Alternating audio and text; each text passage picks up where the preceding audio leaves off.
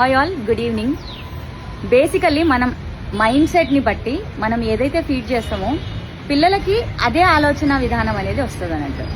So నేను చాలా మట్టుకు హ్యాపీనెస్ హ్యాపీనెస్ హ్యాపీనెస్ అని చెప్తుంటా. హ్యాపీనెస్ అనేది వస్తువు, డబ్బు, మీ జాబు దీని గురించి కాదండి.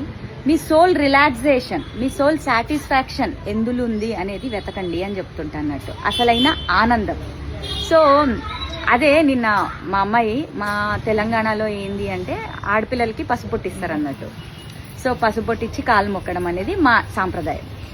నిన్న పసుపొట్టిచ్చి ఇస్తే మా అమ్మాయి ఏమనింది అంటే సంతోషంగా ఉండు అని చెప్పింది. సో ఇంతకు మించిన బ్లెస్సింగ్ ఇంకేం కావాలి?